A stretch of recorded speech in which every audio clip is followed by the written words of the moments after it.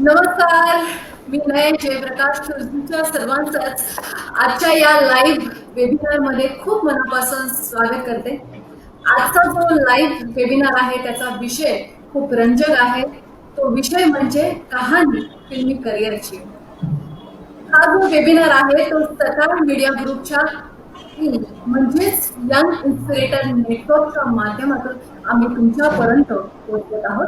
या वेबिनारला खूप जास्त इंटरेस्टिंग बनवण्यासाठी, तुमच्याशी गप्पा मारण्यासाठी आज आपल्यासोबत आहे अष्टपैलू व्यक्तिमत्व, दादासाहेब फाळके पुरस्कार विजेते संतोषजी संकट आज आपल्यासोबत आजच्या या लाईव्ह वेबिनार मध्ये आहेत. सर, तुमचं खूप मनापासून मी स्वागत करते. सोबत ज्यांनी फोटोग्राफी पासून टेलिव्हिजन सिरियल ते सिनेमॅटोग्राफी पर्यंत बेस टू टॉप आपल्या करिअरची यशस्वी वाटचाल केली. द हंगरी या अनकट मराठी सिनेमासाठी मयुरेश सरांना विश्व विक्रमी रेकॉर्ड किताब मिळाले आहे. वर्ल्ड रेकॉर्ड इंडियामध्ये हा सिनेमा नोंदविण्यात आला आहे. सरांबद्दल अजून सांगायचं झालं तर सरांनी असंख्य असे चित्रपटांची सिनेमॅटोग्राफी केली आहे.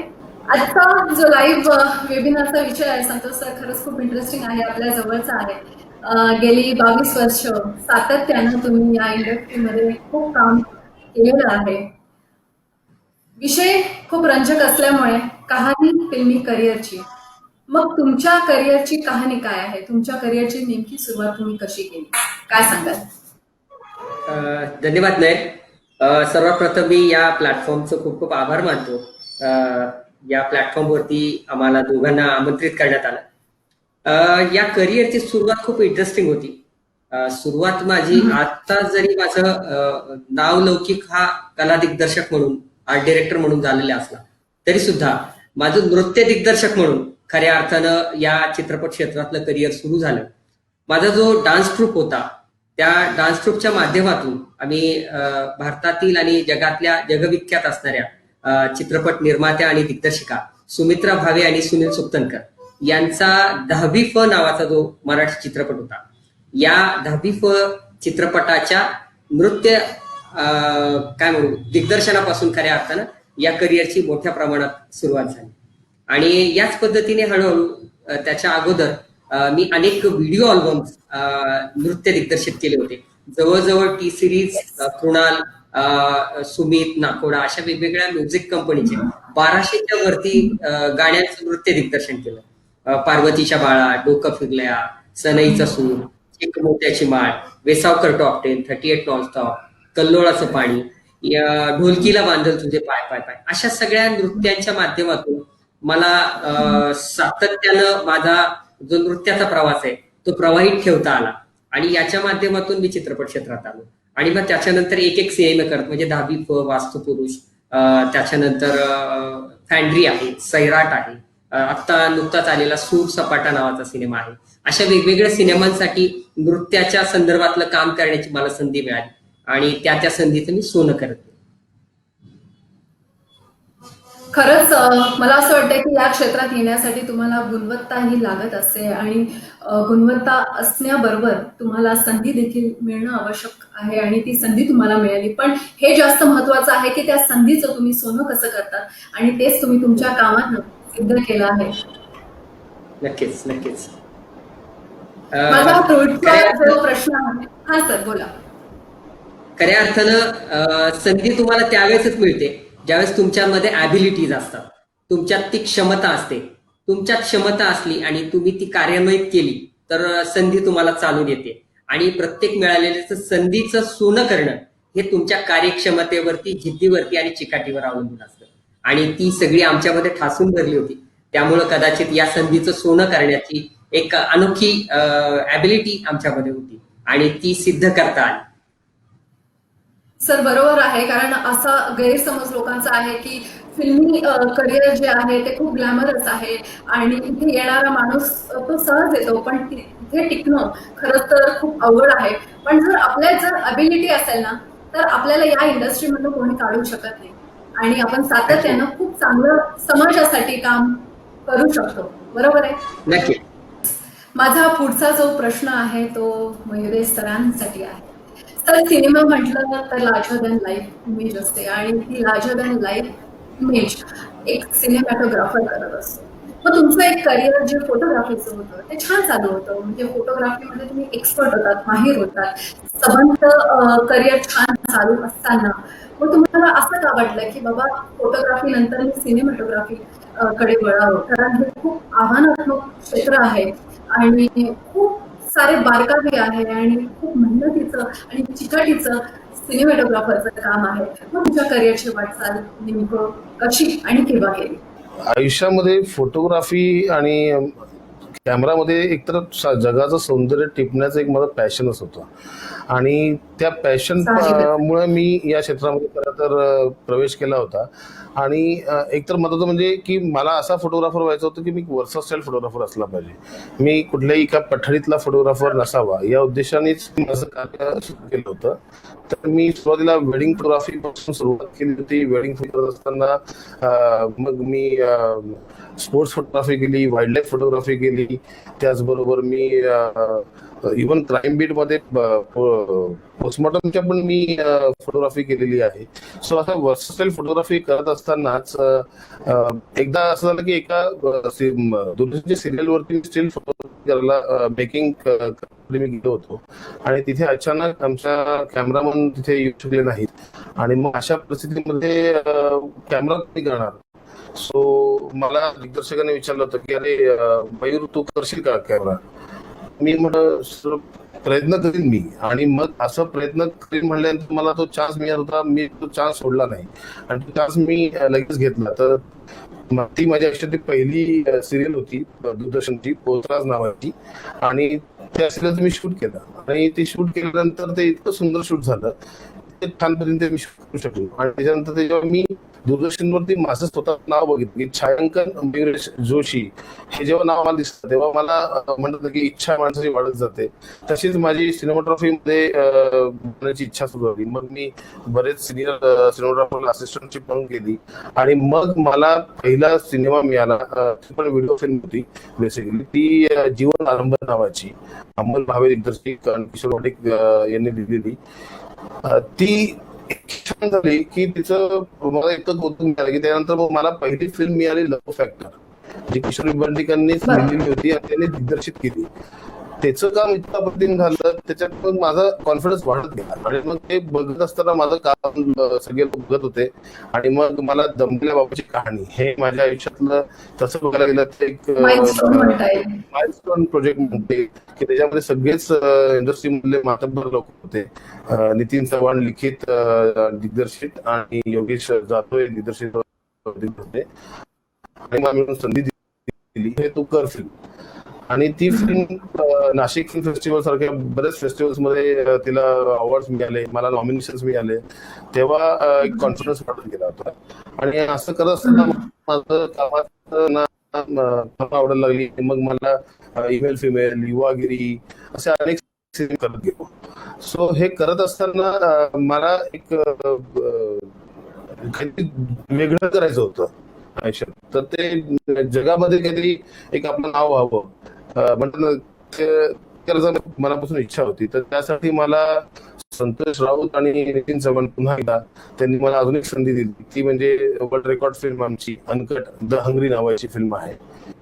तर असा माझा प्रवास इथपर्यंत आता आलेला आहे आणि चालू आहे. मी अविरत काम करत. म्हणतात ना, हिमतीने हारा पण हिंमत हारू नका. तसा काहीसा ऍटिट्यूड तुमचा मला एकंदरीत समजलाय तुमच्या या प्रवासामध्ये आणि हिमतीनं स्वतःच्या सेल्फ कॉन्फिडन्स तुम्ही या क्षेत्रामध्ये करलात एक ध्येय घेऊन आणि ते ध्येय तुम्ही नक्कीच गाठलं आहे तुमच्या इतक्या मेहनतीनं, अपार कष्टाने असं म्हणायला हरकत नाही. तर काही आठवणी सिनेमाच्या आठवतात का दमलेल्या बाबाची? कारण हा जो चित्रपट आहे तो एक माइलस्टोन होता. या सिनेमाने तुम्हाला खरी प्रसिद्धी दिली असं म्हणायला हरकत नाही. हो, या फिल्मची गंमत म्हणजे असं सांगायचं तुम्हाला की एक तर पहिल्यांदाच मी माझ्या आयुष्यात ॲरी कॅमेरा युज केला होता, जो आमचं स्वप्न असायचं. मी जेव्हा असिस्टंटशिप करायचो ॲरी कॅमेरा हा मोठा कॅमेरा असतो फिल्म इंडस्ट्रीमध्ये फिल्मसाठी म्हणून बरोबर. आणि त्याच्यात जवळ आम्ही जाताना पण घाबरायचो आणि तोच कॅमेरा एकदम माझ्यासमोर आला आणि तो आता वापरायचा आहे. पण हे वापरत असताना मला एक असं होतं की माझं बेस स्ट्रॉंग आहे, त्यामुळे मला कॅमेराची तशी भीती वाटली नाही. म्हणजे एक तर साहजिकच आहे, फोटोग्राफी तुम्ही केली आहे, बरोबर. हा, पण बेस मला स्ट्रॉंग असल्यामुळे मला त्या कॅमेरावरती काम करायला फार अशी भीती वाटली नाही. पहिला दिवस जरा असं थोडंसं जड झालं की अरे काय करू, कसं करू, किंवा मी काय करणार आहे. पण जेव्हा तो कॅमेरा हाताशी आला आणि मी 10 मिनिटांमध्ये तो कॅमेरा इतका आत्मसात करून घेतला की मग तो इझी झाला माझ्यासाठी. कारण की माझं बेस स्ट्रॉंग असल्यामुळे, फोटोग्राफीचा बेस असल्यामुळे मला शक्य झालं. तो असा मुद्दा म्हणजे. आणि अजून एक तुम्हाला गंमत सांगायची म्हणजे, मी मगाशी सांगितल्याप्रमाणे की मी वर्सस्टाईल कामं केली आहेत, त्याच्यामध्ये मी माझ्या आयुष्यातला सगळ्यात मोठा मिशप तुम्हाला सांगतो. मिशप म्हणजे इतका भयानक मिशप होता की तिथं मी एकटाच हँडी कॅमेरा घेऊन मी शूटिंगसाठी गेलो होतो, काही कव्हरेज करण्यासाठी म्हणून. मांढरा देवीचं तो मिशप झाला. त्या ठिकाणी सगळ्यात पहिल्यांदा होतो शूट करण्याकरता. आणि गेल्यानंतर जाता जाता, कारण की आम्ही त्या काळामध्ये व्हिडिओ सॉंग्स अल्बम जे असायचे ते खूप करायचो. त्याच्यामुळे एका शॉप ओनरनी मला आवाज दिला तिथल्या, अरे दादा तुम्ही या इकडे चहा घेऊन जा. मग म्हटलं अरे हो हो नमस्कार म्हटलं. त्यांनी मला बोलवलं आणि तिथे बोलवल्यानंतर चहा वगैरे पित होतो आम्ही, कारण की त्यांचं मी म्युझिक अल्बम, त्याच्या सीडीज मी तयार करून दिल्या होत्या. त्याच्यामुळे त्यांनी मला चहा वगैरे आम्ही घेतला आणि एक ब्लास्टचा आवाज आला एकदम झिडूम असा एकदम. आणि मी बघितलं बाहेर की काय झालंय. सो तिथं फार मोठी दुर्घटना घडली होती आणि ऍट अ टाइम तिथं 13 गॅसचे ब्लास्ट झाले होते. आणि इतका भयंकर मिशप होता तो की तिथं माझ्या समोर डेड बॉडीज आणि सगळ्या दिसत होत्या. आणि मी पड्डीशीनी काही क्षणाचा विचार न करता मी कॅमेरा काढून ते शूट केलं. आणि ते शूट केल्यानंतर म्हणजे माझी अशी अवस्था झाली होती की मला माझा स्वतःचा नंबर सुद्धा आठवत नव्हता इनफॅक्ट. पण अशा परिस्थितीमध्ये मी ते शूट करत होतो. आणि ते शूट केल्यानंतर सगळ्यात पहिली न्यूज ETV ला दिली होती त्यावेळेस. आणि त्याच्यानंतर मग सगळ्या प्रेस मीडियामध्ये पण, म्हणजे BBC न्यूज असेल, CNN न्यूज असेल, ABP माझा असेल, अशा सगळ्या अनेक प्रेसमध्ये माझं नाव त्याच्यामध्ये गेलं. आणि मी प्रेस फोटोग्राफी पण त्याच्यामध्ये सुरुवात केली त्यानंतर. ते एक मला प्रेस फोटोग्राफीसाठी माझ्या एंट्रन्स, म्हणजे प्रेस फोटोग्राफीमध्ये प्रवेश करण्यासाठी हा एक मोठा मिशप होता.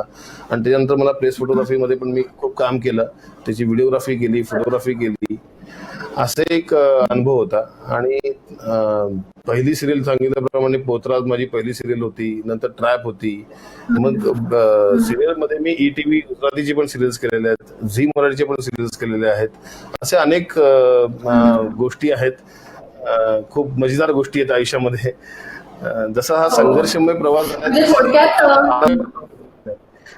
झालाय, हॅपी पण झालेलो आहे. आणि सगळ्याच याच्यातनं मी आनंद घेत मी माझं आयुष्य नेतोय पुढे. आणि अजून हे जास्त महत्वाचं की तुम्ही जे काम करता आहात त्यात तुम्हाला आनंद मिळाला पाहिजे आणि तो आनंद तुम्हाला या कष्टातून मिळता आहे. आणि प्रेक्षकांची थाप तुमच्या पाठीशी आहे, जे तुमच्या कामात नेहमीच आम्ही पाहत आलो आहोत. आणि असं म्हणतात ना की प्रतिकूल परिस्थितीमध्ये जो संघर्ष करतो त्याचे पाय नेहमीच जमिनीवर असतात. आणि तसं काहीसं तुमच्या बाबतीत देखील आहे सर. पुढचा प्रश्न मी संतोष सरांना विचारणार आहे. सर, आपण आर्ट डिरेक्टर म्हणून तुम्ही महान आहात, जगाच्या पाठीवर तुमचं नाव कोरलं आहे आणि खूप सुंदर सुंदर सिनेमे केले आहेत, सगळ्यांनाच माहित आहे, जग जाहीर आहे. पण नृत्य या क्षेत्रामध्ये तुम्ही प्रचंड काम केलं. मगाशीच तुम्ही सांगत होतात की जवळजवळ 1000-1500 अल्बम्स तुम्ही कोरिओग्राफ केले आहेत. आणि सर्वात इंटरेस्टिंग मुद्दा म्हणजे म्हणतात ना की तुम्हाला पहिले सिद्ध व्हावं लागतं आणि मग प्रसिद्धी मिळते. आणि प्रसिद्धी खरं तर तुम्हाला मिळाली झिंगाट या गाण्यासाठी. त्याबद्दल तुम्ही काय सांगाल? खर तर झिंगाटच्या बाबतीत सांगायचं ते अत्यंत मजेदार किस्सा आहे की झिंगाटला, म्हणजे मी ऍक्च्युली नृत्य दिग्दर्शक म्हणून सैराटचा असं काही गोष्टीत नव्हतं. पण मी माझ्यामध्ये वर्सटाईल आर्टिस्ट आहे, जो नृत्य दिग्दर्शनही करतो, जो कला दिग्दर्शनही करतो, जो दिग्दर्शनही करतो. मी गेल्या 22 वर्षात खूप वेगवेगळ्या गोष्टी शिकलो.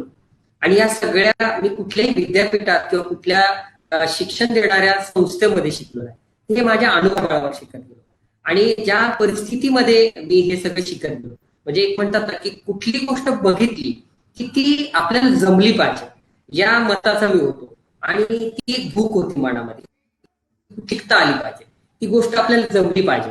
बरं ती जमून फक्त जुजबी नाही तर ती अशी क्वालिटी बेस्ड आपल्याला पाहिजे, त्यात आपण निष्णात झालं पाहिजे. आणि त्यामुळे मी प्रत्येक सेटवर, कुठल्याही सेटवर असलो तर मी कला दिग्दर्शक म्हणून जरी असलो तरी खूप वेगवेगळ्या विभागांवरती कामं माझी चालू असतात. आणि त्यांच्या चित्रपटांमध्ये मी अनेक वेगवेगळ्या विभागात काम करायचो. आणि त्यामुळे सैराटच्या एक उत्तम नृत्य दिग्दर्शक असल्यामुळे तिथे म्हणजे हे गाणं खूप रिअलिस्टिक केलं. आतापर्यंत आलेल्या चित्रपटांमध्ये गाणी आपण बघतो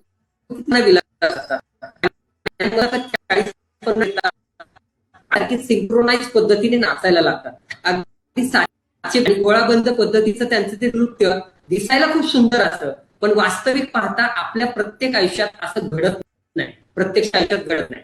मग आपण प्रत्यक्ष तर तो कुठला मग खरा डान्स जो असतो तो या आपण गणपती, नवरात्र, वरात यामध्ये तो बघतो. उत्स्फूर्तपणे आलेला डान्स आणि हा तुमच्या माझ्या आयुष्यातला रिअल डान्स इन्सिडेंट आहे. आणि त्या ठिकाणी सैराटच्या सेटवरती खरं ते नृत्य दिग्दर्शित असणार गाणं वाटत नाही. या गाण्यासाठी तिथल्या गावकऱ्यांचं, जे तिथला मॉब आर्टिस्ट आणि सगळे आले, त्यांचे 2 दिवस सरावचा योग माझ्याकडे आला, ती संधी मला मिळाली. आणि त्यांच्याकडे काही ठराविक स्टेप्स देऊन ऊर्जा निर्माण करण्याचं काम मी केलं. आणि या पद्धतीने एका वेगळ्या पद्धतीने सुरू झालं. जेव्हा आपण हे गाणं बघतो तेव्हा आपल्याला कळतं की अरे याच्यात कुठली कोरिओग्राफी आली, याच्यात डान्स कुठे केलाय. म्हणजे गाणं लावलं असेल आणि लोक नाचले असतील बेधुंद. साधारण प्रेक्षक म्हणून असा अनुभव आपल्याला येऊ शकतो. पण मुळात मुद्दामून ही ट्रीटमेंट या गाण्याला तुम्ही दिली होती, कारण याचं असं की हे गाणं हिंदीत पण बनलं, पण शेवटी लोकांनी, प्रेक्षकांनी मराठी गाणं जास्त डोक्यावर घेतलं. हे गाणं त्यांना खूप जास्त भावलं.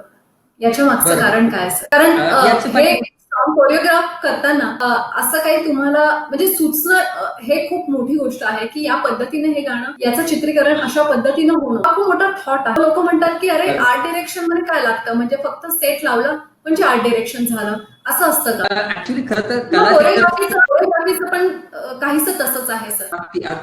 या दोन्ही गोष्टी जवळजवळ सिमिलर जाणाऱ्या. आपण असं बघतो की कला दिग्दर्शनाच्या बाबतीत अनेक लोकांना माहिती नाही, किंवा कोरिओग्राफीच्या बाबतीत पण अनेकांना फक्त एवढंच माहिती आहे की फक्त नृत्य करणं. कोरिओग्राफ म्हणजे एखादी गोष्ट पूर्ण डिझाईन करणं आणि ती असणाऱ्या कन्सेप्टनुसार डिझाईन करणं. म्हणजे तुमच्या चित्रपटाचा तो प्रसंग काय आहे, ती कन्सेप्ट काय आहे, तुमचा कंटेंट काय, त्यानुसार तुम्हाला ते गाणं, ते आणि त्यांचा डिझाईन करायला लागतं. त्यातल्या कॅमेरा मुवमेंट्स आहेत, त्यातल्या रंगसंगती आहे, त्या कॉस्ट्युम आहे, त्याच्या आपल्या प्रॉपर्टीज आहेत, लोकेशन आहे, त्याचं लाइटिंग आहे, या सर्वांचं आपल्याला कोरिओग्राफर मार्फत, कॅमेरामन मार्फत, एडिटर मार्फत आणि तिथल्या एकूण सगळ्या टीम मार्फत केलं जातं. आणि त्यामुळं नृत्य दिग्दर्शन हे अत्यंत कल्पक बुद्धीने करण्याचं काम आहे. म्हणजे फक्त नृत्य त्यातला एक भाग नसतो, तर त्याच्यातून तुम्हाला कलात्मक प्रेझेंटेशन म्हणजे तुमचं तुम्ही प्रेझेंट आणि ऑन स्क्रीन जे दिसतं त्याचं डिझाईन करणं हा एक त्यातला प्रचंड मोठा भाग आहे. आणि त्यामुळं नृत्य दिग्दर्शन करत असताना ही फिल्म रिअलिस्टिक आहे. पूर्ण फिल्म पूर्ण रिअलिस्टिकपणे आपलं भाष्य करते आणि रिअलिस्टिकपणे दिसते. आणि त्यातलं नृत्य मात्र काल्पनिक असणं हे कुठंतरी मनाला पटत नाही. आणि त्यामुळे ते नृत्य ही तेवढ्याच ठाशीव पद्धतीने रिअलिस्टिक झालं पाहिजे. आणि ते तुमच्या माझ्यामध्ये ती एनर्जी आहे, ती एनर्जी त्याच्यामध्ये आली पाहिजे, हा त्याच्या पाठीमागचा उद्देश होता. सर म्हणजे थोडक्यात कलाकाराला कला वगळता एक वैचारिक पातळीवर काम करावं लागतं, हे पण तितकंच सत्य आहे. कारण जोपर्यंत तुम्ही एखादा थॉट डिझाईन करत नाही, तुम्ही स्क्रीनवर आणू शकत नाही. म्हणजे खूप जास्त तुम्हाला अनुभवांची शिदोरी तुमच्या जवळ असल्याशिवाय तुम्हाला असं काही सुचू शकत नाही असं मला वाटतं. आणि शिदोरी तुमच्याकडे आहे कारण इतका मोठा अनुभव आहे. कारण तुम्ही जवळजवळ सगळेच कामं या इंडस्ट्रीमध्ये केल्या, सर्वच डिपार्टमेंट तुम्ही हँडल करू शकतात. आणि म्हणूनच तुम्ही डिरेक्टर या पदवीवर आता येऊन पोहोचलेला आहात. कारण डिरेक्टरला हे सगळ्याच बाजू सांभाळावे लागतात आणि मग तो डिरेक्टर बनतो. आणि हे अनुभवानच शक्य आहे असं मला वाटतं. करेक्ट आहे, तुमचं म्हणणं करेक्ट आहे. आता पुढे बोलूया आपण. पुढचा जो प्रश्न आहे तो मयुरेश सरांना मी विचारणार आहे. तर तुमचं उत्तम करिअर फोटोग्राफी या क्षेत्रात चालू होतं असं तुम्ही म्हणालात. नाना प्रकारचे फोटोग्राफी तुम्ही केली आहे. उत्तम सगळं चालू असताना मग सिनेमॅटोग्राफी करिअर तुम्ही पत्करलं आणि त्यानंतर फोटोग्राफी या कौशल्याचा तुम्हाला तुमच्या सिनेमॅटोग्राफी करिअरमध्ये फायदा झाला. आत्ताचा सिनेमा बदलला आहे, खूप टेक्निक्स बदलले आहेत आणि हे वारंवार तुम्हाला कोणी शिकवत असतं, ते तुम्हाला आत्मसात करावे लागतात. सो आता बदलता सिनेमाबरोबर तुम्ही कसे बदलत गेलात आणि त्या कौशल्याचा तुम्हाला कसा फायदा होतो? निश्चितच फोटोग्राफी आणि सिनेमॅटोग्राफी याच्यामध्ये फक्त एकच महत्वाचा फरक आहे, तो म्हणजे फोटोग्राफी स्टील असते आणि सिनेमॅटोग्राफी हे मोशन असते. पण दोघांचेही बेसिक टेक्निक्स याच्यामध्ये तसा काही विशेष फरक नाहीये. त्याच्यामुळे तुम्ही जेव्हा बेसिक फोटोग्राफर म्हणून तुम्ही चांगले व्हाल, एक फ्रेम एका सेकंदामध्ये जी एक फ्रेम निघते फोटोग्राफीमध्ये कॅमेरामध्ये, ती जेव्हा तुम्ही निश्चितपणे चांगली करू शकाल तेव्हाच एका सेकंदातले 24 फ्रेम पण तुम्ही चांगलेच करू शकता. बट ऑब्विसली फोटोग्राफी म्हणून तर म्हटलं की फोटोग्राफी जी आहे ही हा जो बेस आहे हा अतिशय स्ट्रॉंग जर तुमचा झाला असेल तर तुम्ही नक्कीच ब्रॉडकास्टिंग इंडस्ट्रीमध्ये म्हणा किंवा सिनेमॅटोग्राफीमध्ये म्हणा तुम्ही निश्चितच तुमचं काम चांगलं करू शकता. म्हणजे थोडक्यात सर फोटोग्राफर हा एक डिझायनरच असतो, कारण एखादी फ्रेम एखादा शॉट तुम्हाला खूप चांगला कंपोज करावा लागतो आणि ते कंपोजिशनचं काम हे सिनेमॅटोग्राफरचं असतं, फोटोग्राफर. म्हणून ते लॉजिक तुमच्या कामात यायला पाहिजे आणि ते प्रत्येकाकडे असं नाहीये. ते घडवून घ्यावं. नाही, अगदीच बरोबर आहे. आणि फोटोग्राफीमध्ये काय होतं की फोटोग्राफी एक स्टील इमेज असते आणि सिनेमॅटोग्राफी मोशन असल्यामुळे त्याचे काही जे टेक्निक्स आहेत, तंत्र जे आहेत, जेव्हा मी फोटोग्राफीत सिनेमॅटोग्राफीकडे वळलो होतो किंवा त्या क्षेत्रामध्ये गेलो होतो तेव्हा त्याचं बेसिक कॅमेराचं मला नॉलेज असल्यामुळे मी तिथे स्ट्रॉंग होतो. पण सिनेमाचं तंत्र थोडंसं वेगळं आहे. ते तंत्र शिकणं फार गरजेचं असतं. पण आयसाईट तुमची जर क्लिअर असेल, तुम्हाला म्हणजे तुमचं विजन क्लिअर असेल तर तुम्ही नक्कीच सिनेमॅटोग्राफीमध्ये उत्तमात उत्तम विजन क्लिअर करू शकता. पण त्याचे मग सिनेमॅटोग्राफी लँग्वेज एक फार वेगळी असते, ती शिकणं फार गरजेचं असतं. म्हणजे मास्टर शॉट असतात, क्लोज असतात, बीड असतात, ओएस असतात, तर ते शॉट कधी का कसे घ्यायचे त्याचं एक टेक्निक असतं. ते तुम्ही जेव्हा काम करायला लागता तेव्हा हळूहळू ते आत्मसात करता येतं. म्हणून मग मी स्टेप बाय स्टेप काम करत गेल्यामुळे फोटोग्राफी पहिली केली, माझा बेसिक स्ट्रॉंग केलं. त्याच्यानंतर मी ब्रॉडकास्टिंग इंडस्ट्री म्हणजे टेलिव्हिजन इंडस्ट्रीमध्ये मी आलो. तिथून मी हे जे सगळे टेक्निक्स आहेत, सीन क्रिएट करत असताना जे काय टेक्निक लागतात, जे काय शॉर्ट डिव्हिजन असतं, याचं जेव्हा मला लक्षात आलं की कसं करायचं असतं ते शिकत गेलो. मोठमोठ्या सिनियर कॅमेरामॅनच्या हाताखाली शिकलो, मोठमोठ्या दिग्दर्शकांकडनं बऱ्याच गोष्टी मला शिकायला मिळाल्या. आणि हे करत असताना हे जे तंत्र आहे हे मी म्हणजे फोटोग्राफीचं बेस स्ट्रॉंग असल्यामुळे हे तंत्र मला शिकणं फार सोपं पडलं. आणि मग या दोन्ही गोष्टी सांगड घालत मी या सिनेमॅटोग्राफीचा करिअर मी माझं स्ट्रॉंग बनवत होतं. आणि महत्वाचं म्हणजे आता जे मी आता वर्ल्ड रेकॉर्ड केलं तर या वर्ल्ड रेकॉर्ड मध्ये जी गंमत आहे ती तुम्हाला मी विचारात सांगणारच आहे की काय वर्ल्ड रेकॉर्ड कसा झालाय तो. आणि त्याच्या वेळेस मात्र मला इतका या फोटोग्राफीचा महत्वाचा म्हणजे बेसचा मला इतका उपयोग झाला की त्याच्यात ती गिमिक्स त्या याच्यामध्ये त्या हंगरी या फिल्ममध्ये नक्कीच आहेत. आणि त्याच्यामुळे तुम्हाला फोटोग्राफी जर तुमची स्ट्रॉंग असेल तर तुम्ही सिनेमॅटोग्राफी नक्कीच चांगली करू शकाल. पण मग ते हळूहळू तुमचं ते आयसाईट क्लिअर करणं गरजेचं आहे, विजन तुमचे क्लिअर असले पाहिजे, थॉट्स तसे हवेत तुमचे. ते थॉट डेव्हलप पण होणार 100%, पण तसा तुम्ही विचार केला पाहिजे. जर तसा तुम्ही विचार केला तर तुम्ही सिनेमॅटोग्राफर पण उत्तम होऊ शकता. सर, जसं भाषेचं व्याकरण असतं तसं सिनेमाची पण एक भाषा असते, त्याचं पण एक व्याकरण असतं आणि हे खरं तर शिकायचं असतं. हे सांगून आत्मसात करता येत नाही, हे अनुभवायचं असतं आणि ते एक प्रॅक्टिकल ट्रेनिंग मार्फतच शक्य आहे. कारण यात बजेट लागलेलं असतं, क्रू असते, कास्ट असते, या सगळ्यांचा सांगड घालून आपल्याला एखादा शॉट किंवा एखादा सीन हा चित्रपटाचा डिझाईन करायचा असतो. त्यामुळे खूप जबाबदारीचं काम असतं आणि प्रॉपर तुमच्याकडे नॉलेज असेल, ट्रेनिंग असेल तरच हे सहज शक्य आहे असं मला वाटतं.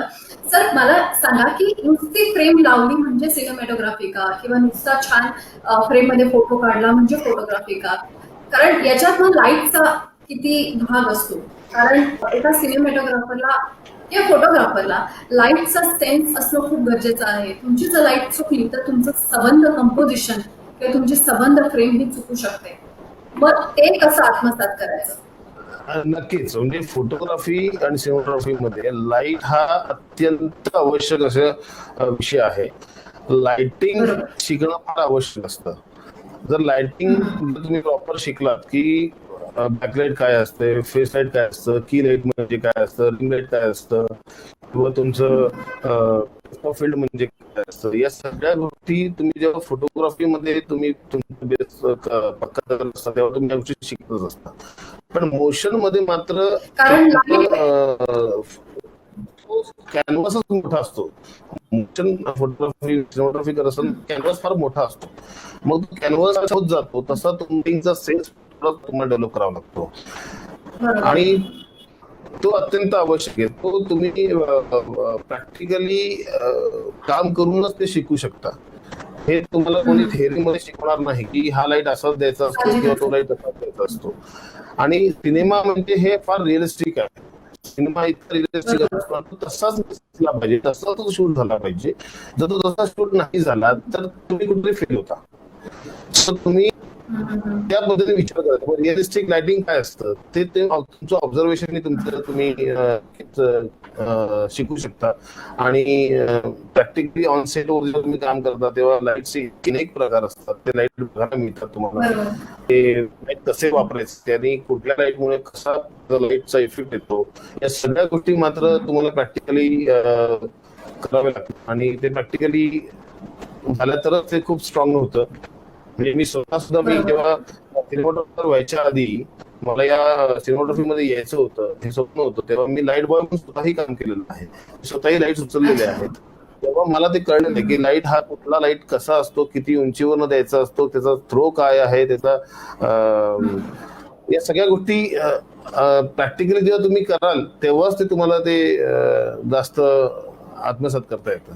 करेक्ट आहे. म्हणजे साधारणपणे लाईट एखाद्या सीनचा मूड सेट करतो, फिल्मचा मूड सेट करतो आणि निश्चितच. आर्टिफिशियल लाइटिंग ही रिअलिस्टिक वाटणं हे पण एक स्किल आहे, एक कला हेच एक आहे. स्किल असतं. हीच आणि हीच ही कला सिनेमॅटोग्राफी. माझ्यामध्ये कोणी शिकवत नाही. नाही नाही, हे सिनेमॅटोग्राफरचं कामच आहे की हे नॉट ओनली की लाइटिंग हेच काम आहे त्याचं बरेच कामं असतात. लाइटिंग आहे, परत कुठल्या मूडचा सीन आहे, त्या मूडच्या सीनला कशी ट्रीटमेंट द्यायची आहे, कॅमेरा मुवमेंट कशी द्यायची आहे. तर या सगळ्या गोष्टींचा विचार एका सिनेमॅटोग्राफरला नक्कीच करायचा असतो. पण हा तुमचं माइंड जसं तुम्ही ब्रॉड करत जाल, तुमचे विचार जसे ब्रॉड करत जाल तसे तुम्हाला सीन समजून घेऊन एखादा सीन शूट करत असताना एखादा सिनेमा स्टोरी समजून घेतल्याशिवाय तुम्ही ती शकत नाही. जेव्हा ती स्टोरी तुम्हाला समजते, त्या स्टोरीशी तुम्ही जेव्हा एकरूप होता तेव्हाच त्या सिनेमॅटोग्राफीला तुम्ही न्याय देऊ शकाल. कारण की तेव्हाच तुम्हाला लाइटिंग करणं आणि त्याचं शॉर्ट्स काय असले पाहिजे, काय वापरायचं आहे, ट्रॉली कधी वापरायची आहे, क्रेन कधी वापरायची आहे, जिमी जीप कधी वापरायची आहे, स्टडी कॅम कधी वापरायचं आहे, असे अनेक गोष्टी असतात. त्या कधी कशा वापरायच्या असतात त्या हळूहळू तुम्ही त्याच्यामध्ये प्रॅक्टिस केल्यानंतर, तुम्हाला एक्सपिरियन्स आल्यानंतर, प्रॅक्टिकल्स केल्यानंतर तुम्हाला ते नक्की लक्षात येतात. हा संदर्भ घेता माझा पुढचा प्रश्न असा आहे की सिनेमॅटोग्राफी करताना साधारण त्याचं डिपार्टमेंट कसं असतं? किती लोक या डिपार्टमेंटमध्ये काम करतात जेव्हा आपण सिनेमा करतो? कारण हेही प्रेक्षकांना माहीत असणं गरजेचं आहे. कारण पूर्वी असायचं ना की एक सिनेमॅटोग्राफर आहे आणि एक डिरेक्टर आहे, या दोघांमध्ये समतोल होऊन तो एखादा सिनेमा शूट करायचा. आता सिनेमॅटोग्राफरची टीम तसं ऑन सेटवरती फार मोठी असते. बेसिकली ते टीम वर्क आहे. हे टीम वर्क असल्यामुळे याच्यात टीम मोठी असते. लाईट बॉईज मोठे असतात. लाईट बॉईज भरपूर, म्हणजे काही काही फिल्मला 20-20 लाईट बॉय असतात, 50 लाईट बॉय असतात, 100 माणसांची पण टीम असते. कॅमेरामन डिपार्टमेंटची फक्त इनफॅक्ट, म्हणजे बेसिक कॅमेरामन डिपार्टमेंटमध्ये गेलं तर एक फोकस पुलर असतो, एक कॅमेरामन असतो, त्याच्यानंतर एक अटेंडंट असतो. हे तर बेसिक 3 जण असतातच. अटेंडंट म्हणजे अटेंडंटचं काम आहे कॅमेरा सांभाळणे, आणि फोकस पुलर हा सगळ्यात मोठा जीव असतो सिनेमॅटोग्राफी मधला, जो फोकस फॉलो करत असतो.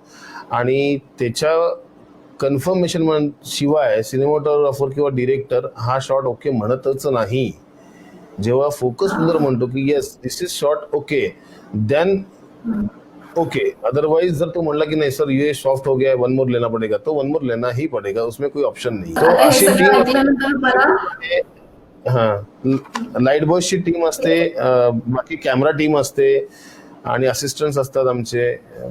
प्रत्येक जण त्याचे जबाबदारीने काम करत असतो. आणि या फील्डमध्ये प्रत्येक जण म्हणजे आमच्या फील्डमध्ये स्पॉट बॉय पासून डिरेक्टर पर्यंत ही सगळी एक टीम असते, एक फॅमिली असते आणि ही एकत्र येऊनच काम करत असते. आणि त्याशिवाय एखादी फिल्म तयार होत नाही. आणि फिल्म तयार होण्यासाठी या सगळ्या लोकांची सर हे सगळं ऐकल्यानंतर मला असं वाटतंय की सिनेमा हा पाहण्यापेक्षा तो वाचता यायला पाहिजे. आणि जर आपले प्रेक्षक इतके जाणकार होतील तर त्यांना कळेल की साधारण आपण ही फिल्म छान आहे, ही फिल्म खराब आहे असं सहज म्हणतो, पण जर शॉर्ट बाय शॉर्ट जर त्याचा विचार केला तर प्रत्येक सीन मध्ये जिवंतपणा आणण्याचं काम हे टेक्निशियन्स करत असतात. सिनेमा वाईट नसतो, सिनेमातले सीन्स वाईट नसतात, पण तो वाचता यायला पाहिजे. आणि त्याचं व्याकरण जसं मी म्हणाले की ते व्याकरण आपल्या सगळ्यांना जमलं पाहिजे. पुढचा प्रश्न संतोषजी तुमच्यासाठी आहे की जसं सरांनी सांगितलं की सिनेमॅटोग्राफीसाठी एक डिपार्टमेंट असतं, तसं आर्ट डिरेक्शन नेमकं काय करतं, म्हणजे त्यांचं काय काम असतं? खूप चांगला प्रश्न विचारला नयनजी. खरं तर हा प्रश्न फार महत्वाचा आहे. मुळात कला दिग्दर्शन म्हणजे काय अशी गोष्ट पहिल्यांदा समजून घेतली पाहिजे. आणि कला दिग्दर्शनाचे खूप वेगवेगळे टप्पे आहेत. म्हणजे ज्यावेळी भारतामध्ये सिनेमाची सुरुवात झाली तेव्हापासून ते आतापर्यंत कला दिग्दर्शनाच्या या विभागामध्ये खूप टप्प्याटप्प्याने बदल होत गेले. कला दिग्दर्शक म्हणजे अनेकांना असं वाटतं की कला दिग्दर्शक म्हणजे वेगवेगळ्या वस्तू मांडणारा माणूस आहे, फ्रेम अरेंज करणारा माणूस आहे. पण फक्त तेवढंच नाही, तर कला दिग्दर्शक म्हणजे हा संपूर्ण सिनेमाचा एक जीव असतो. म्हणजे तुमचा जसा एक वेळेस हार्ट तुमचं बंद पडलं तर तुमचा जीव जाऊ शकतो. तसंच आहे की तुमचं हार्ट म्हणजे तुमचा कला दिग्दर्शक असतो. आणि या कला दिग्दर्शकाच्या माध्यमातून अख्ख्या सिनेमा एक लेखक असतो जो संकल्पनेत एखादी गोष्ट लिहितो, म्हणजे त्याची संकल्पना असते. आणि एक दिग्दर्शक असतो, ती संकल्पना तांत्रिकदृष्ट्या कशी समोर येईल याच्या दृष्टीने प्रयत्न करतो आणि त्याचं एक नियोजन करतो. पण एक कला दिग्दर्शक या संकल्पनेतल्या गोष्टीला मूर्त स्वरूप देऊन तुमच्या समोर प्रत्यक्षात उभं करण्याचं काम करतो. म्हणजे काय करतो तर कला दिग्दर्शक हा कंटेंट डिझायनर असतो.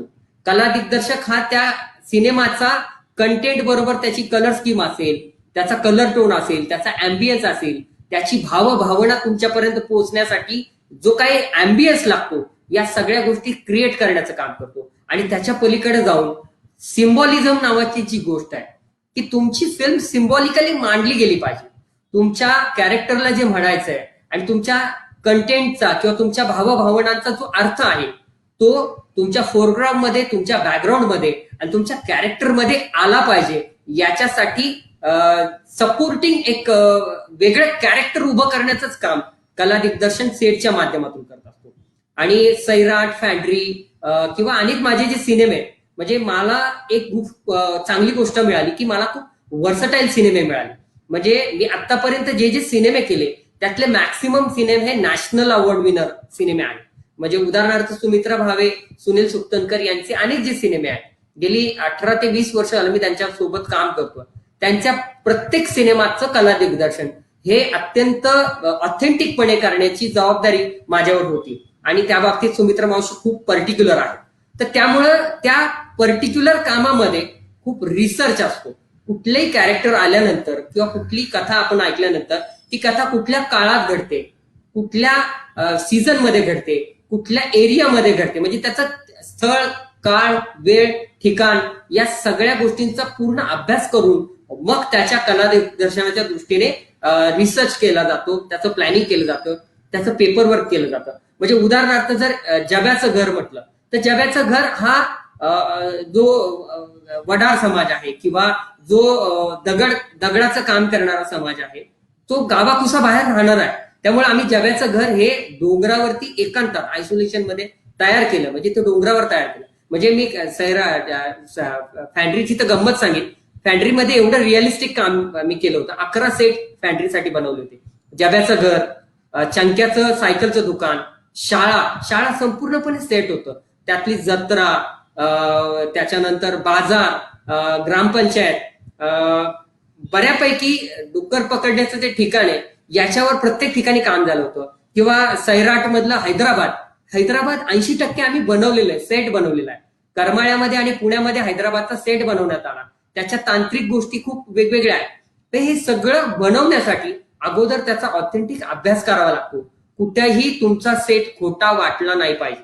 म्हणजे फॅन्ड्रीसाठी तर मी आवर्जून सांगेन, म्हणजे माझ्या कामाची पोचपावती मला वेगवेगळ्या माध्यमातून मिळते, पण फॅन्ड्रीमध्ये माझे सेट एवढे रिअलिस्टिक झाले होते की ते आर्ट डिरेक्शनच्या कॅटेगरीत सुद्धा बसवता आले नाही. लोक ज्युरी म्हणजे प्रेक्षक तर फसतोच, पण ज्युरी सुद्धा त्या गोष्टीला फसायला लागले.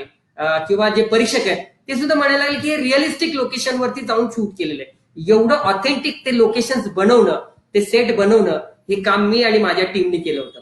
त्यामुळे कला दिग्दर्शक खूप व्हर्सटाईल काम आहे आणि त्याला खूप रिसर्च बेस्ड काम आहे. आणि कला दिग्दर्शक हा या चित्रपटाचा जीव असतो. त्याला दिग्दर्शकापेक्षा 2 पावलं पुढे जाऊन काम करावं लागतं.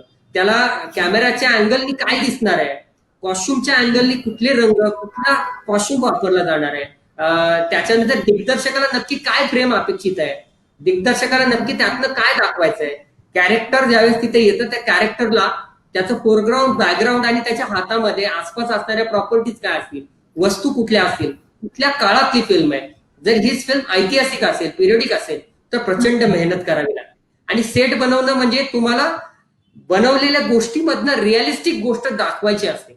म्हणजे तुम्ही बनवलेल्या ज्या गोष्टी असतात या अनरिअलिस्टिक असतात किंवा आत्ता बनवलेल्या असतात, पण तुम्हाला तो काळ उभा करायचा असतो आणि तो खरा जिवंत करायचा असतो. हे काम कला दिग्दर्शक करत असतो. तुम्ही आताच रिसर्चचा उल्लेख केला, कारण असं म्हणतात की अरे सेट उभा करायचा आहे, मग त्याला अभ्यासाची काय करायचंय, रिसर्चची काय करायचंय, 2-3 रेफरन्सेस घेऊन आपण तसा हुबेहूब सेट क्रिएट करू शकतो, असं खूप जणांची मानसिकता असते. पण मग सैराट सारखा जेव्हा सिनेमा येतो, हा रिअलिस्टिक कमर्शियल सुपरहिट सिनेमा येतो, त्या सिनेमासाठी तुम्ही तुमचा रिसर्च किती महिन्या अगोदर केलं होतं? म्हणजे नेमकं या सिनेमासाठी कशी तयारी केली? कारण यश आपल्याला मिळेल हे सांगता येत नाही, पण आपण कामारूपे ती मेहनत करत असतो. त्यामुळे तुम्ही प्रामाणिक कष्ट या सिनेमासाठी घेतले आणि ते आम्हा सगळ्यांना दिसले. आणि कदाचित म्हणूनच हा सिनेमा जागतिक पातळीवर इतका सुपरहिट होऊ शकला, खास करून मराठीतला जो आपला हक्काचा आणि आपल्या इथे महाराष्ट्रात बनलेला जो सैराट आहे तो हिंदीला तेवढं कमर्शियल सक्सेस नाही मिळू शकलं. मग याचं काय रहस्य आहे सर? म्हणजे ती तयारी तुम्ही कशी पार पाडली? याचं सगळं श्रेय टीमचं आहे. या सैराटमध्ये जी टीम होती ती एवढी प्रचंड मेहनती टीम होती. या प्रत्येकाचं म्हणजे यातल्या कॅमेरामनचं, डिरेक्टरचं, एडिटरचं, कॉस्ट्युम डिझायनरचं, आर्ट डिरेक्टरचं, इव्हन सगळ्या आर्टिस्ट आणि कलाकारांचं त्याच्यामध्ये फार मोठं योगदान आहे. आणि या प्रत्येकाने याला प्रचंड वेळ दिलेला आहे. सैराटचं काम जवळजवळ 2 वर्ष आम्ही करत होतो आणि 2 वर्ष सातत्याने याच्या संदर्भातला रिसर्च करणं असेल, त्याच्या कॅरेक्टर मधली ऑथेंटिसिटी शोधणं आहे, त्याचे इंटरकनेक्शन आहे. या प्रत्येक कॅरेक्टरचं इंटरकनेक्शन आहे. म्हणजे सैराटमध्ये पण आर्चीचं घर हे जवळजवळ वेगवेगळ्या लोकेशन्स वरती शूट केलंय. ते दिसताना जरी एक असलं तरी प्रचंड वेगवेगळ्या ठिकाणी ते शूट केलेलं आहे. सल्याचं गॅरेज हे सेट बनवलेलं आहे.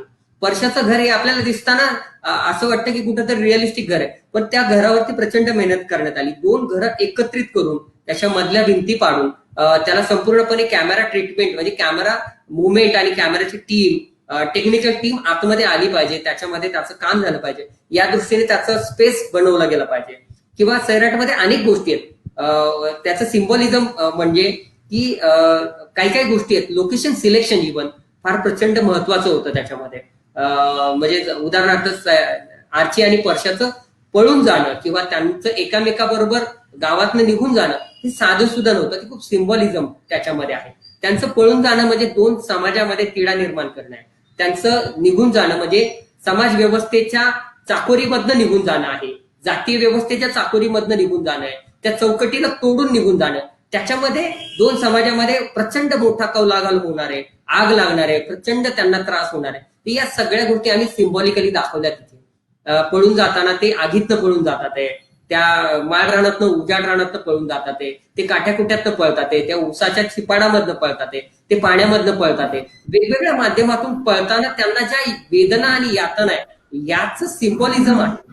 किंवा त्याच्या विहिरीमध्ये किंवा वेगवेगळ्या ठिकाणी जे सीन शूट झाले ते पण खूप सिम्बॉलिक होत्या.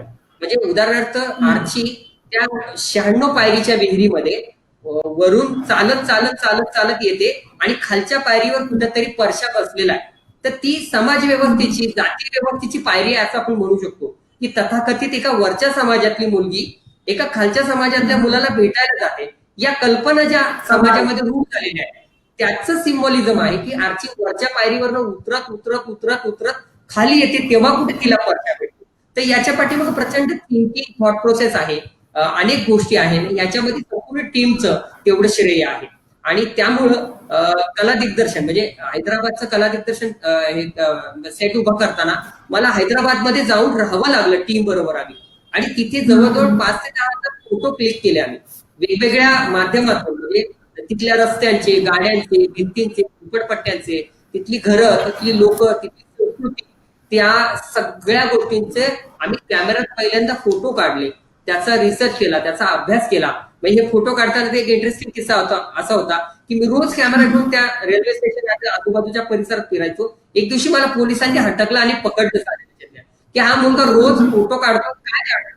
त्यांनी माझा कॅमेरा चेक केला तर कॅमेरामध्ये गाड्यांच्या नंबर प्लेटचे फोटो होते, वरच्या तेलुगूमध्ये लिहिलेल्या ज्या स्लोगन्स होत्या, बॅनर्स होते त्याचे फोटो होते, तिकडच्या नेत्यांचे फोटो होते, झेंड्यांचे फोटो होते, वेगवेगळ्या पुरुषांचे, बायकांचे, मुलांचे, मुलींचे फोटो होते, गाड्यांचे फोटो होते, सैराटमध्ये असणाऱ्या वेगवेगळ्या झोपडपट्ट्या वगैरे सगळ्या त्या ठिकाणी जाऊन. तर हे त्यांना संशय आला. मग त्यांना मला पटवून द्यावं लागलं की मी आर्ट डिरेक्टर आहे आणि माझ्या रिसर्चच्या दृष्टीने सगळं करतोय. त्यावेळी मला त्यातनं बाहेर पडावं लागलं. तर हा पूर्ण रिसर्च केल्यानंतर पुण्यामध्ये आणि करमाळ्यामध्ये हैदराबाद उभं करता आलं. आणि हैदराबाद, मला हैदराबादची लोक सुद्धा विचारतात की हे लोकेशन हैदराबादमध्ये कुठे आहे. इथपर्यंत ते काम पुढे गेले. तो रिसर्चचा भाग आहे, त्याच्यावरती केलेल्या मेहनत आणि अभ्यास, त्याच्यामुळे ते ऑथेंटिक. थोडक्यात असं की आर्ट डिरेक्टरला फक्त सेट डिझाईनच्या पलीकडे जाऊन एक थॉट पण डिझाईन करावा लागतो. हे खरंच खूप महत्वाचं आहे. कारण तुमची आयडिया जर डिझाईन तुम्ही केली नसेल तर तुम्ही कुठलाही सेट उभा करू शकत नाही आणि तुमचा जो मेसेज आहे तो तुमच्या ऑडियन्स पर्यंत किंवा तुमच्या व्ह्युअर्स पर्यंत पोहोचू शकत नाही.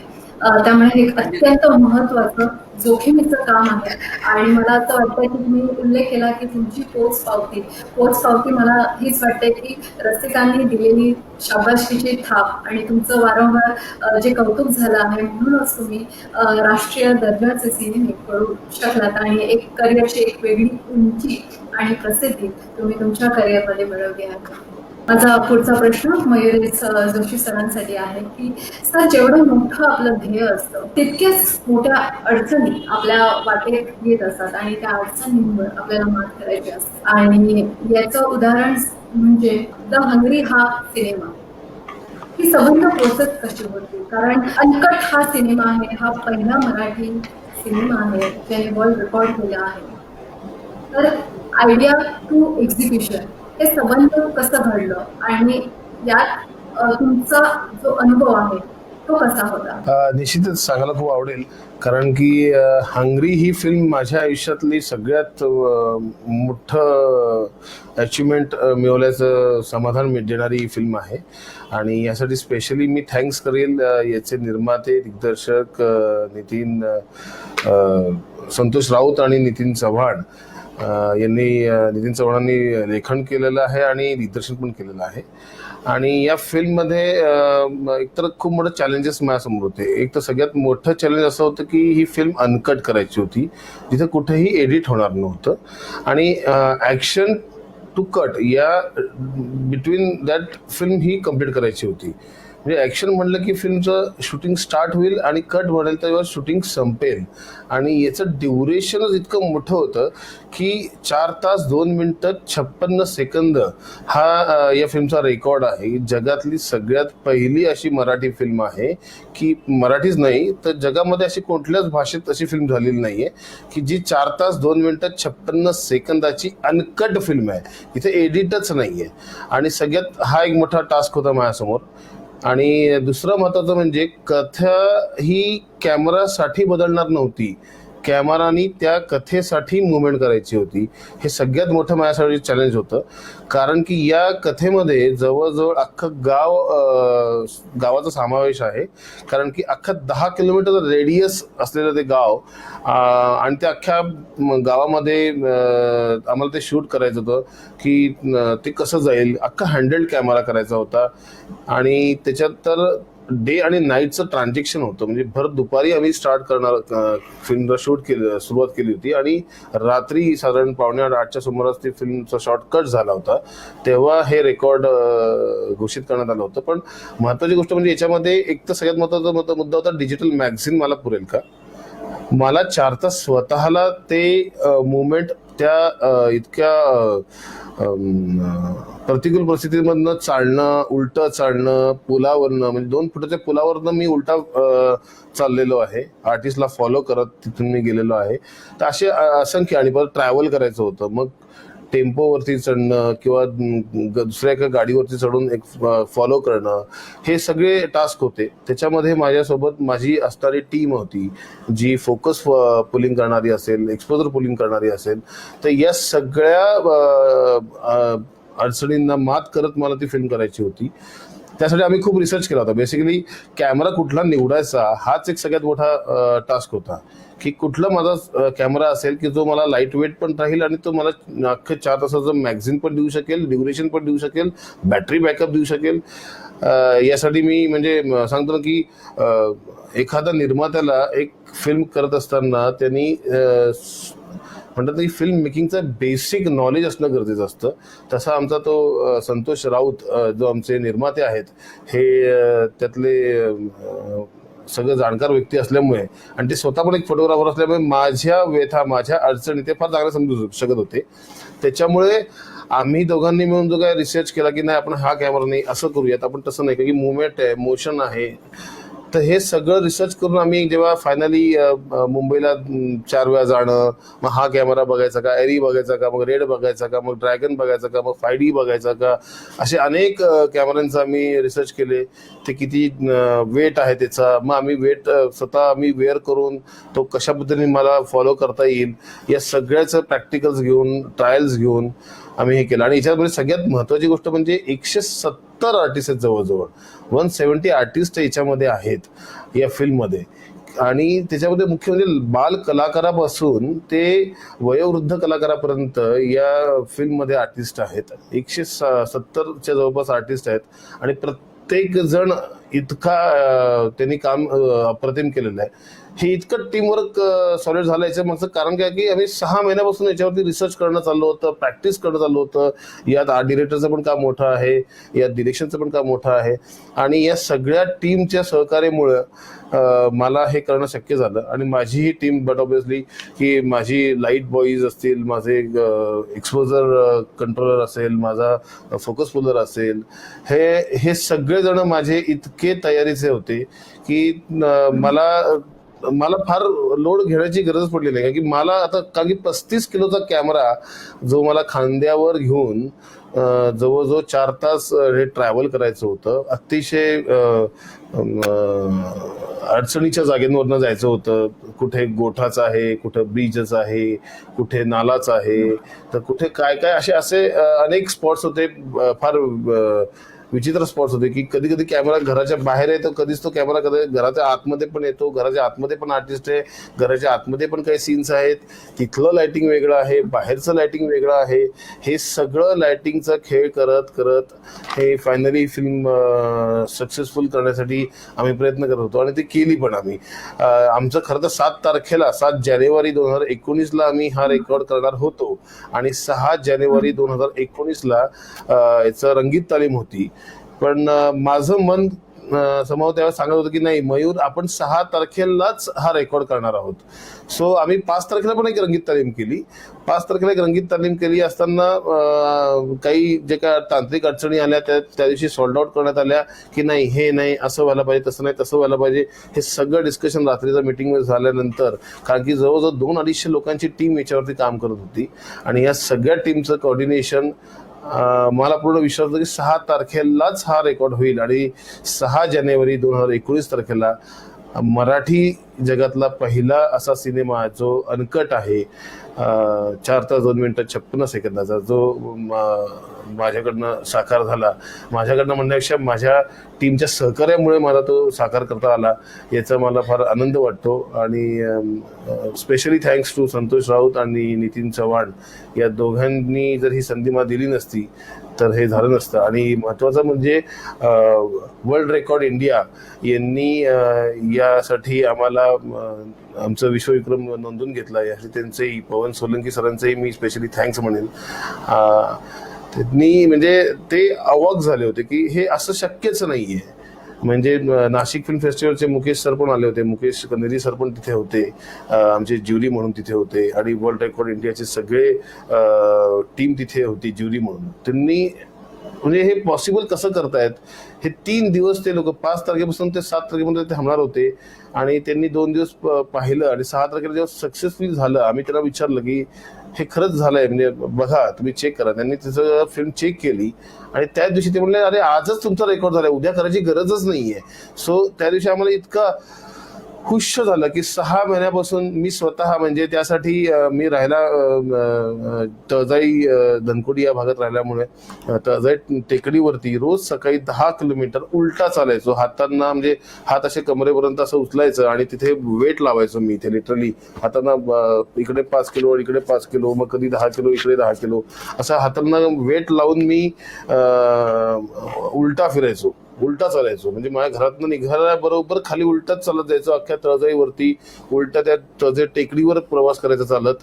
हे सगळं हे केल्यामुळं कदाचित या सक्सेसपर्यंत मी येऊ शकलो. आणि महत्त्वाचं म्हणजे सगळ्यात पुन्हा एकदा सांगेन मी, माझी टीमचं स्पेशली थँक्स म्हणेन. माझ्या टीमने मला खूप सपोर्ट केला, आणि सगळ्यांनी सपोर्ट केल्यामुळे हा खरं तर वर्ल्ड रेकॉर्ड झालेला आहे. आणि लवकरच तुम्हाला पण गिनीज वर्ल्ड रेकॉर्डचं पण तुम्हाला मी गुड न्यूज दिलंच. त्यांच्या तर या लॉकडाऊनच्या परिस्थितीमुळे त्यांचं सर्टिफिकेट आणि त्याचं हे आलेलं नाही, पण ते पण येईलच लवकर. तर तीही तुम्हाला गोड बातमी देईल की गिनीज रेकॉर्डमध्ये पण याची नोंद होईल लवकरच. ते कळेलच तुम्हाला. नक्कीच सर. आता हे सगळं ऐकून मी अवाक झाले आहे, आणि तुमच्या संकल्पनेनं खरंच सलाम, आणि तुमचा संबंध टीमचं खूप खूप कौतुक आणि अभिनंदन सर. पुढचा प्रश्न माझा संतोष सरांना आहे की सर, मला असं वाटतं की तुम्ही या इंडस्ट्रीचं एकलव्य आहात, कारण तुम्ही ज्या ज्या कामांमध्ये हात घातला आहे तो यशस्वी केला आहे. तो प्रोजेक्ट असेल, मग तो सिनेमा असेल, तो तुम्ही यशस्वी करून दाखवला आहे. मग याचं रहस्य काय आहे, हे कौशल्य तुम्ही कुठून आणलं? धन्यवाद नयनजी. पहिल्यांदा तुम्ही मला एकलव्य म्हटलं. खऱ्या अर्थाने मी एकलव्याला मानतो अर्जुनापेक्षा, कारण अर्जुनाला सगळ्या ॲबिलिटीज होत्या, किंवा त्याच्याकडे सगळ्या गोष्टी अवेलेबल होत्या, आणि अर्जुन एक चांगले गुरु असताना त्यांच्या सोबत शिकत होता.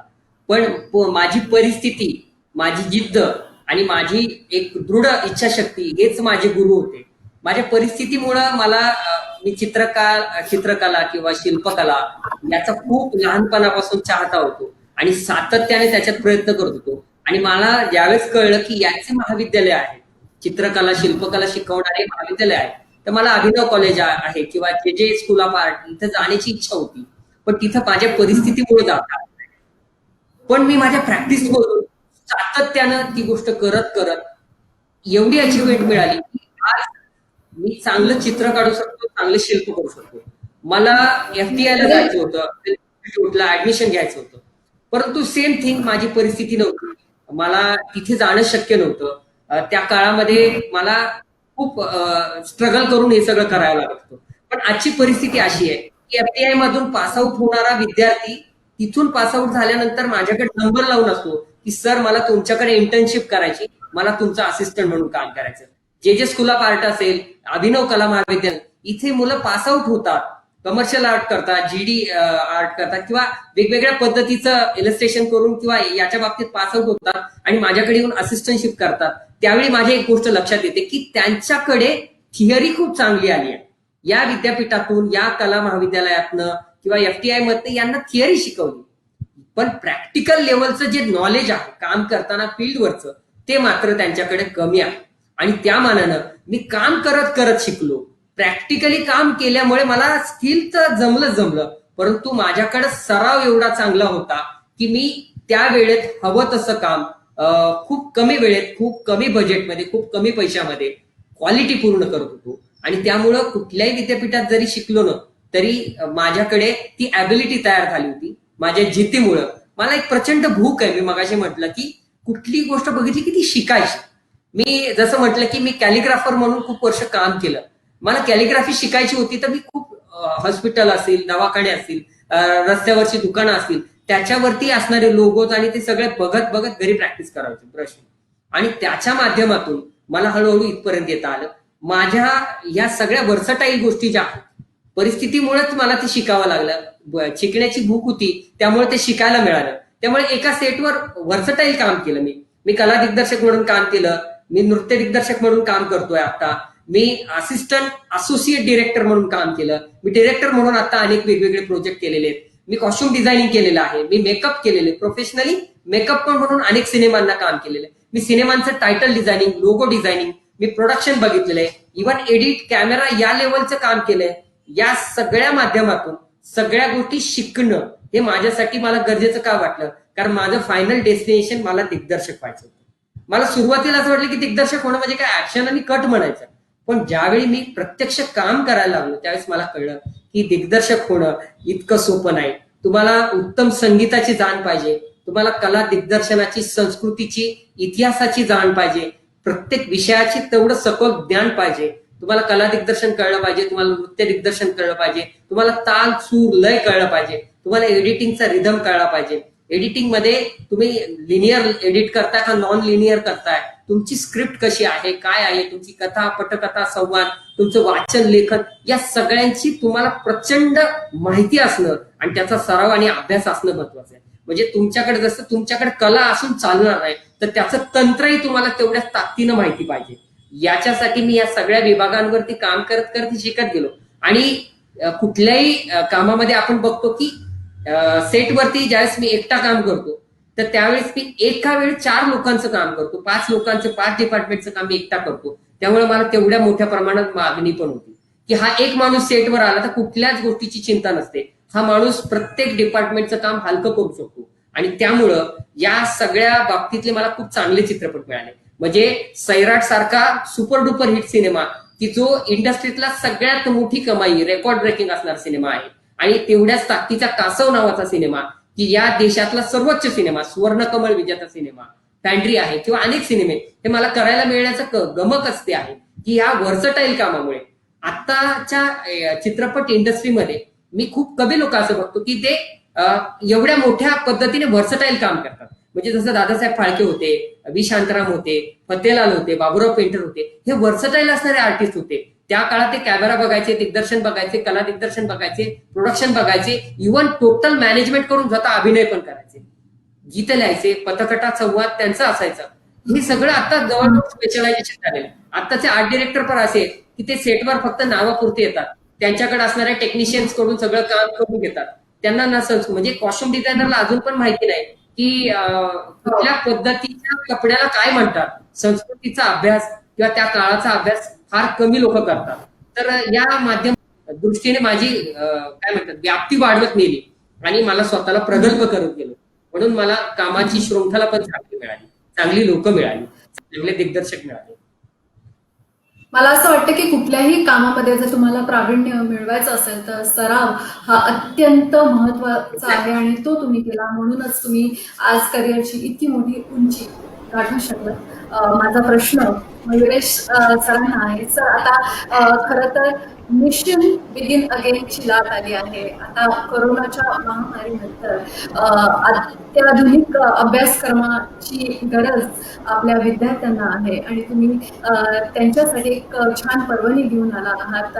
एक ऍडव्हान्स फोटोग्राफी कोर्स तुम्ही त्यांच्यासाठी डिझाईन केला आहे, त्याबद्दल काय सांगा? निश्चितच आम्ही म्हणजे मी आणि संतोष रासकर सर, सृजन कॉलेज ऑफ डिझाईन चे MD संतोष रासकर सर यांच्यासोबत गेले 3-4 वर्षापासून फोटोग्राफी कोर्स आणि या संदर्भात आमचं काम चालू होतं. आणि सृजन कॉलेज ऑफ डिझाईन हे निवडायचं मागचं कारणच एक असं होतं की एकतर संतोष सरांचं विचार प्रचंड ब्रॉड माइंडेड असल्यामुळे ते त्यांना मी म्हटलं की सर काहीतरी आपल्याला वेगळं एक कोर्स वर्कआउट करायचं आहे. तर ते म्हणाले की ठीक आहे मयूर सर तुम्ही सांगा काय करायचं, आपण काय वेगळं करायचं. तर याच्यामध्ये मला एक लक्षात आलं की यांच्या इथे ॲनिमेशन ग्राफिक्स हे सगळं तर होतंच आधीपासून. आता याच्यामध्ये फोटोग्राफी कसं आणता येईल, आणि मग आणल्यानंतर इथे अत्यावध सेवा जी काय आहे इथे, म्हणजे ॲडव्हान्स कम्प्युटर्स आहेत, ॲडव्हान्स सॉफ्टवेअर्स आहेत, ॲडव्हान्स टेक्नॉलॉजी इथे शिकवली जाते. हे सगळं बघितल्यानंतर एक आजच्या टेक्नॉलॉजीला लागत आपण कसं ॲडव्हान्स टेक्नॉलॉजीला आत्मसात करत कसं फोटोग्राफीला डेव्हलप करता येईल याचा असा एक कोर्स आपण डेव्हलप करूयात.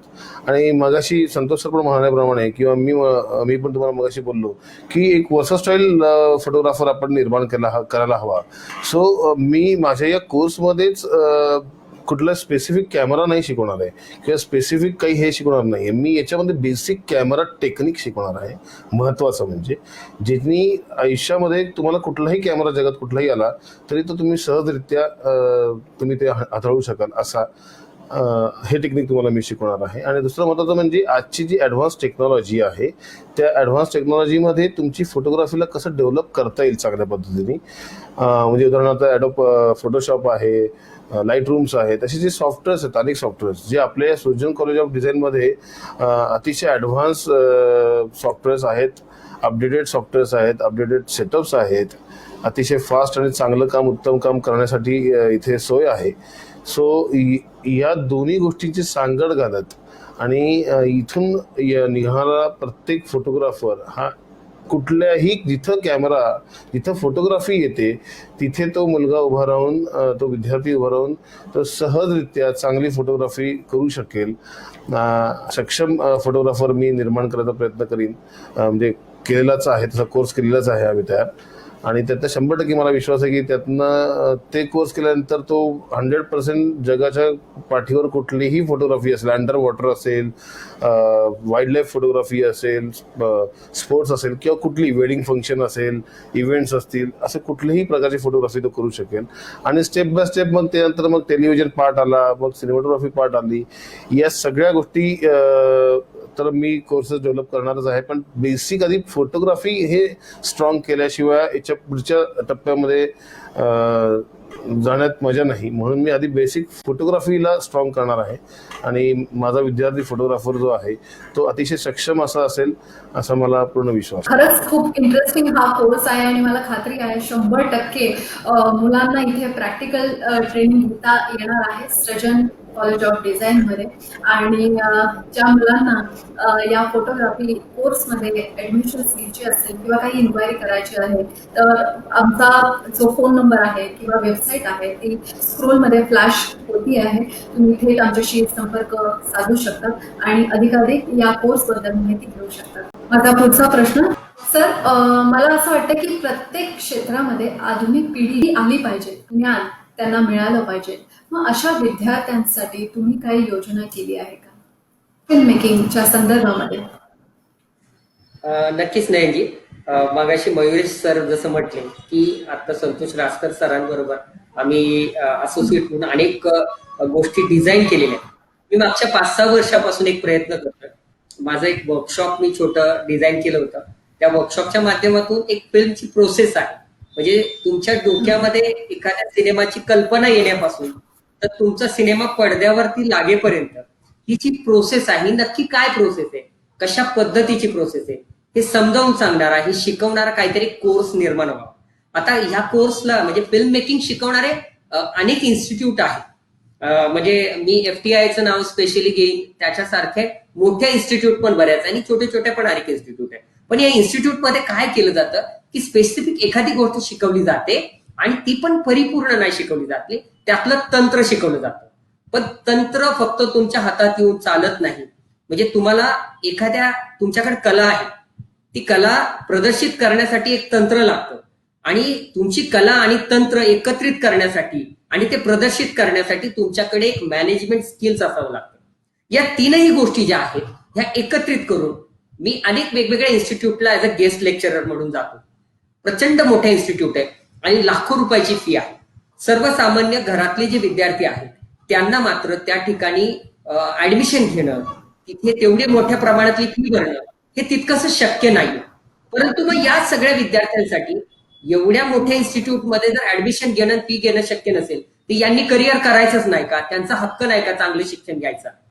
मग आम्ही एकत्रित येऊन संतोष सरांनी आणि मी आम्ही एकत्रित येऊन आम्ही काही गोष्टी डिझाईन केल्या आणि कथा, पटकथा, संवाद, लेखन, दिग्दर्शन, कला दिग्दर्शन, नृत्य दिग्दर्शन, संकलन, editing, sound designing, costume designing, production, pre production, post production, VFX, animation, videography, camera आणि सगळ्या टेक्निक्स एकत्रित कशा येतील आणि या सगळ्या टेक्निक्सला शिकवण्यासाठी या इंडस्ट्रीतले मातब्बर एक्सपर्टीज कसे येऊ शकतील या दृष्टीने आम्ही काही लोकांशी बोललो. तर चित्रपट क्षेत्रातले अत्यंत नामवंत दिग्गज जे इंडस्ट्रीत आता काम करतात आहे, आपापल्या वेगवेगळ्या पद्धतीने त्यांनी पोझिशन्स बनवलेले आहेत, असे नामवंत तंत्रज्ञ एकत्रित घेऊन आम्ही एक कोर्स डिझाईन केला.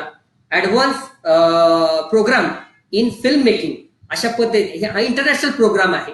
हा एक कोर्स डिझाईन केला आणि या कोर्स मधून आम्ही एका वेगळ्या पद्धतीचं शिक्षणाचं परिपूर्ण म्हणजे याच्यामध्ये येणारा विद्यार्थी आहे हा परिपूर्ण प्रगल्भ होऊनच बाहेर पडेल. म्हणजे हा कोर्स पास आउट झाल्यानंतर तो ऍक्टर म्हणून काम करू शकेल, तो डिरेक्टर म्हणून काम करू शकेल, तो एडिटर म्हणून काम करू शकेल, तो कॅमेरामन म्हणून काम करू शकेल, तो साऊंड डिझायनर म्हणून काम करू शकेल किंवा सिनेमाच्या कुठल्याही विभागावरती तो काम करू शकेल. एवढ्या ताकदीचा तंत्रज्ञ कलावंत घडवण्याचं काम आम्ही या कोर्सच्या माध्यमातून करणार आहोत. आणि लवकरच या कोर्सच्या माध्यमातून आमचे जे विद्यार्थी आहेत या इंडस्ट्रीमध्ये दोन गोष्टी आहेत. मराठी चित्रपट जर आपण कुठल्याही गोष्टीचं पहिली मिटिंग झाली तर पहिल्या मिटिंगमध्ये म्हणणं असतं की आमचं बजेट कमी आहे. मराठी चित्रपटाला बजेट कमी आहे, मग कमी बजेटमध्ये चांगलं काम कसं करायचं याचं ट्रेनिंग देणारं इन्स्टिट्यूट, याचं ट्रेनिंग प्रॅक्टिकली ज्यावेळेस तुमच्याकडे दिलं जाईल आणि त्याचं ट्रेनिंग घेऊन एक चांगले उत्कृष्ट दर्जाचे सृजनशील चित्रपट, क्रिएटिव्ह लेवलची उत्तम क्वालिटी असणारे चित्रपट बनवणारे तंत्रज्ञ आणि कलावंत घडवण्याचं काम या इन्स्टिट्यूटच्या माध्यमातून आम्ही आता करतोय. आणि याच्यासाठी हा कोर्स स्पेशली डिझाईन केलेला आहे. हा कोर्स तुमच्या माझ्यासारख्या सर्वसामान्य घरातल्या विद्यार्थ्यांपासून इंडस्ट्रीतल्या अत्यंत म्हणजे प्रोड्युसर होऊ घातलेल्या अनेक सगळ्यांना खूप मदत करणार आहे. त्यामुळे या कोर्सला लवकरच आम्ही लॉन्च करतोय आणि या कोर्सच्या माध्यमातून या फिल्म इंडस्ट्रीला नक्कीच एक निष्णात आणि ज्याला म्हणून सगळ्या क्रिएटिव्ह असणारे कलावंत तंत्रज्ञ. मला असं वाटतं की सगळी रुचकर माहिती तुम्ही या ठिकाणी मांडली आहे. खरं तर तुम्ही वेळेत वेळ काढून आज या चर्चेमध्ये तुम्ही सहभागी झालात आणि इतकी सुंदर माहिती आम्हाला दिली. खरं तर खूप तुमच्याशी बोलायला आणि ऐकायला आम्हाला आवडणार आहे. आज तुमच्याशी बोलून खरंच खूप छान वाटलं.